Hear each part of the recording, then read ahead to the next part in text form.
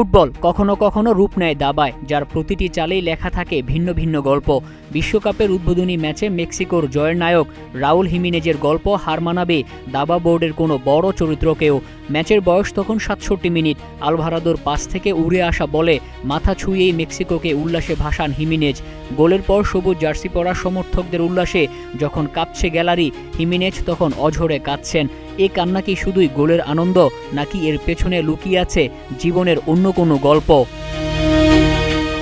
মেক্সিকোর জার্সিতে এই ম্যাচের আগে হিমিনেজ ১২৪ ম্যাচে করেছেন ৪৫ গোল, কিন্তু ফুটবলের সবচেয়ে বড় মহাযজ্ঞ বিশ্বকাপেই কোনো গোল ছিল না ৩৫ বছর বয়সী ফরোয়ার্ডের। অবশেষে নিজের চতুর্থ বিশ্বকাপে পেলেন প্রথম গোল। শুধু এ কারণেই আবেগে ভাসতে পারতেন তিনি, কিন্তু সদ্য বাবাকে হারানোর স্মৃতি আর নিজে মৃত্যুর মুখ থেকে ফিরে এসে ইতিহাস গড়া রোমাঞ্চ হিমিনেজকে আপ্লুত না করে পারেনি। ২০২০ সালে হিমিনেজের নিয়তি যেন চেলেছিল এক মরণ চাল। ইংলিশ প্রিমিয়ার লিগে আর্সেনাল ডিফেন্ডারের সাথে ধাক্কা লেগে ফেটে যায় মাথার খুলি। মস্তিষ্কে রক্তক্ষরণে মাঠে পুরোপুরি অচেতন হিমিনেজ বেঁচে আছেন কিনা তা নিয়েই তৈরি হয় সংশয়। চিকিৎসকেরা বলেছিলেন তার বেঁচে থাকাটাই একটা অলৌকিক ঘটনা, কিন্তু হিমিনেজ হার মানেননি। প্রায় ৮ মাস পর মাথায় বিশেষ হেডব্যান্ড পরে মাঠে ফিরেছেন। জীবনযুদ্ধ এখানেই শেষ নয় হিমিনেজের।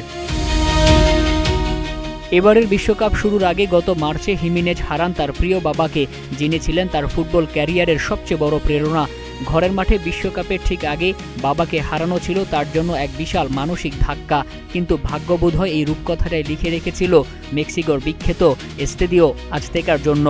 বিশ্বকাপের ইতিহাসে এর আগে ৭টি উদ্বোধনী ম্যাচ খেলে একটিও জিততে পারেনি মেক্সিকো, কিন্তু এবার দক্ষিণ আফ্রিকার বিপক্ষে হিমিনেজের ঐতিহাসিক হেড বদলে দিল ইতিহাস। গোল করে আকাশের দিকে ২ হাত তুলে হিমিনেজ যেন একসাথে দুজনকে খুঁজছিলেন। একদিকে সৃষ্টিকর্তা, যিনি তাকে নতুন জীবন দিয়েছেন, অন্যদিকে তার প্রয়াত বাবা, যিনি ওপর থেকে দেখেছেন ছেলের এই মহাকাব্য। মেক্সিকো ম্যাচটি ২-০ গোলে জিতলেও এই জয় ছাপিয়ে বড় হয়ে উঠেছে হিমিনেজের জীবনযুদ্ধ। ফুরিয়ে গেছেন বলে অনেকে যাকে ধরে নিয়েছিলেন, দেশের মাটিতে বিশ্বকাপের মঞ্চে দাঁড়িয়ে তিনিই লিখলেন নিজের জীবনের নতুন রূপকথা। মোহাম্মদ মাসুম, নাগরিক প্রতিদিন।